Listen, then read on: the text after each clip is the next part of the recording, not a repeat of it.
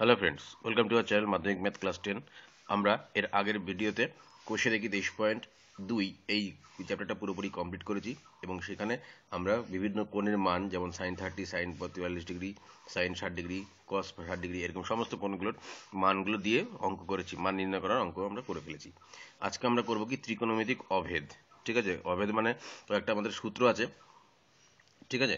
সেই সূত্রগুলোকে আমাদের প্রথমে প্রমাণ করব, প্রমাণ করার পরে সেগুলো মুখস্থ করব এবং তারপরে আমরা কোষে দেখি 23.3 সেই সূত্রগুলোর সাহায্যে অঙ্কগুলো করার চেষ্টা করব। তাহলে আমি আগে প্রমাণ করে করে তারপর সূত্রগুলো প্রতিষ্ঠা করার চেষ্টা করছি। ধরো আমি এরকম একটা এবিসি ত্রিভুজ, সমকোণী ত্রিভুজ আঁকলাম। ঠিক আছে, এই একটা এবিসি সমকোণী ত্রিভুজ যার কোণ বি সমকোণ, এটা এ, এটা সি। তাহলে এই কোণটার নাম দিলাম ধরো আমি থিটা। ঠিক আছে, এইখানে আমি সূত্রে আসার আগে আমি এটা বলতে পারি যে এটা সমকোণী ত্রিভুজ। তাহলে সমকোণী ত্রিভুজের আমরা কি জানি, পিথাগোরাসের সূত্র অনুযায়ী যে অতি স্কোয়ার ইকুয়ালস টু লম্ব স্কোয়ার প্লাস ভূমি স্কোয়ার, এটা আমরা জানি। তাহলে এখানে অতি স্কোয়ার মানে হচ্ছে এসি স্কোয়ার ইকুয়ালস টু হবে, দেখো, এসি স্কোয়ার ইকুয়ালস টু লম্ব স্কোয়ার প্লাস ভূমি স্কোয়ার মানে BC square plus AB square, এটা আমি বলতে পারি। ঠিক আছে, এইবার এটাকে আমি ঘুরিয়েও লিখতে পারি যে লম্ব স্কোয়ার প্লাস ভূমি স্কোয়ার ইকুয়ালস টু অতি স্কোয়ার, অর্থাৎ আমি এরকম BC square plus AB square equals to AC square, এটাও বলতে পারতাম, তাই তো। এইবার আমি কি করব, আমি এইটাকে উভয় পক্ষ থেকে, এটা একটা সমীকরণ, একে উভয় পক্ষকে আমি এই অতি যেটা আছে এসি, এসি দিয়ে ভাগ করে দেবো। ঠিক আছে, তাহলে ওই এসি দিয়ে ভাগ করে দিলে কি দাঁড়াচ্ছে দেখো, তাহলে বিসি বাই এসি তার square plus AB by AC তার square equals to AC by AC তার স্কোয়ার। উভয় পক্ষকে এসি দিয়ে ভাগ করে দিলাম। ঠিক আছে, এটাকে এসি দিয়ে ভাগ করলাম, এটাকে এসি দিয়ে ভাগ করলাম, এটাকে এসি দিয়ে ভাগ করলাম। এবার বিসি বাই এসি, তাহলে দেখো বিসি বাই এসি, এটা মানে কি বিসি বাই এসি। দেখো এই থিটা কোণটা সাপেক্ষে এই বিসিটা কি, বিসিটা হচ্ছে লম্ব, আর এই এসিটা কি, এসিটা হচ্ছে অতি। তাহলে থিটা কোণের সাপেক্ষে এটা লম্ব আর এটা অতি, তাহলে লম্ব বাই অতি দিলে কি হয়, সাইন হয়। তাহলে এটা থিটা কোণের সাপেক্ষে, তাহলে সাইন থিটা, তাহলে সাইন থিটা, আর এখানে স্কোয়ার আছে তাহলে sine square theta plus AB মানে হচ্ছে ভূমি, এসি মানে কি অতিভুজ। তাহলে ভূমি আর অতি, এই থিটা কোণটার সাপেক্ষে এটা ভূমি এটা অতি। তাহলে এইটা ভূমি আর অতি দিয়ে কিসের সম্পর্ক হয়, ভূমি বাই অতি মানে হচ্ছে কস, তাহলে এটা কস থিটা, তাহলে স্কোয়ার আছে তাহলে কস স্কোয়ার থিটা। আচ্ছা, এসি বাই এসি করলে 1 হয়, অর্থাৎ আমি এখান থেকে পেলাম যে sign square theta plus cos square theta equals to 1। তাহলে এইটা হয়ে গেল আমার একটা ত্রিকোণমিতিক অভেদ, অর্থাৎ এইটা আমাকে মনে রাখতে হবে, এই সূত্রটা। এইখান থেকে আরও সূত্র আসে, সেগুলো আমরা পরে আসছি, কিন্তু আগে মেন সূত্রগুলো আমরা করে নিই।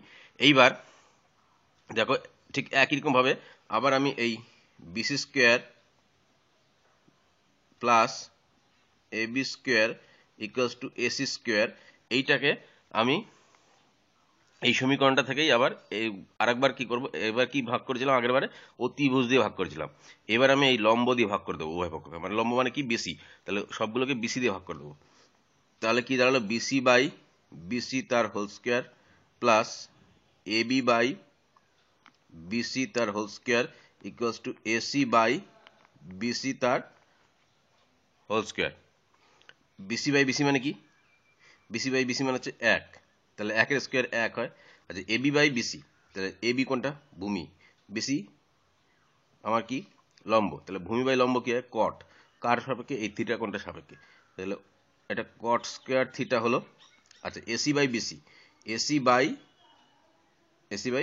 বিসি, তাহলে অতি বাই লম্ব এই থিটা কোণটার সাপেক্ষে, তাহলে অতি বাই লম্ব কি হয়, লম্ব বাই অতি হচ্ছে সাইন থিটা, তাহলে অতি বাই লম্ব হচ্ছে কোসেক থিটা, তাহলে কোসেক স্কোয়ার থিটা হয়ে যাবে, স্কোয়ার আছে যেহেতু, তাহলে কোসেক স্কোয়ার থিটা। তাহলে 1 আমি পেলাম কি আগেরটা মতো 1 plus cot square theta equals two cosec square theta. এটা একটা ত্রিকোণমিতিক অভেদ, আমাকে এটা মনে রাখতে হবে। ঠিক আছে, এগুলো আমাদের অঙ্ক করার কাজে লাগবে।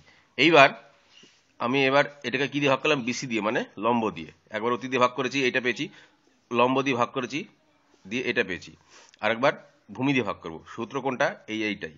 তাহলে বিসি স্কোয়ার, আরেকবার লিখি আমি যে BC square plus AB square equals to AC square. এবার কি দিয়ে ভাগ করব, এবার ভূমি দিয়ে মানে এবি দিয়ে ভাগ করব। তাহলে বিসি বাই এবি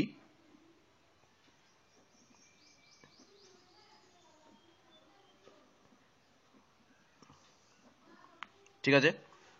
এইবার বিসি বাই এবি, বিসি মানে কোনটা এইটা, এবি মানে কোনটা এটা, লম্ব বাই ভূমি, তাহলে লম্ব বাই ভূমি ট্যান এই কোণটার সাপেক্ষে, তাহলে tan square theta plus AB by AB মানে 1 স্কোয়ার মানে 1।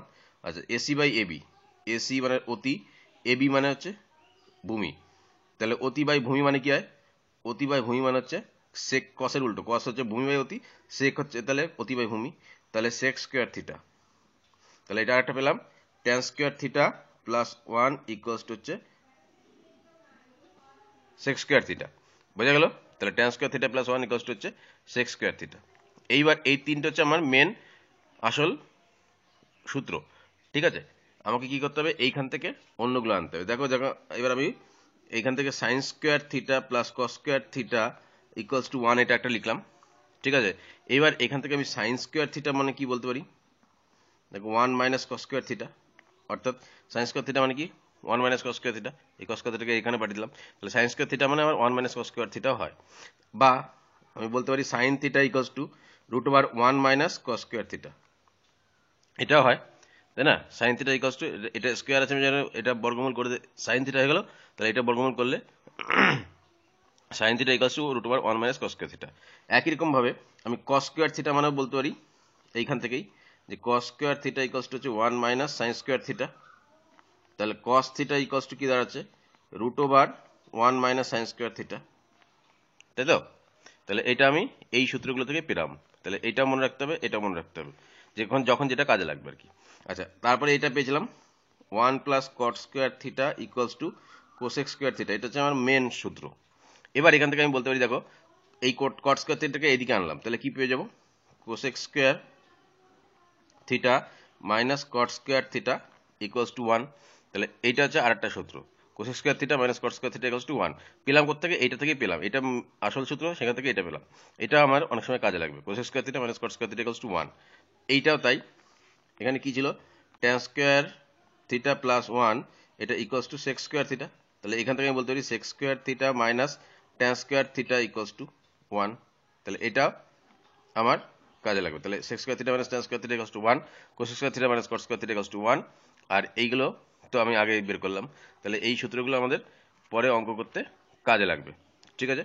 তাহলে এই ভিডিওতে আপাতত এই পর্যন্তই, পরের ভিডিওতে আমি অঙ্কগুলো তোমাদেরকে কষে দেখাবো এবং এই উপপাদ্যগুলোর এই সূত্রগুলো কোথায় কোথায় কিরকম প্রয়োগ হচ্ছে সেটা আমরা লক্ষ্য করব, ঠিক আছে। তাহলে পরের ভিডিওতে তোমাদের সঙ্গে আবার দেখা হবে।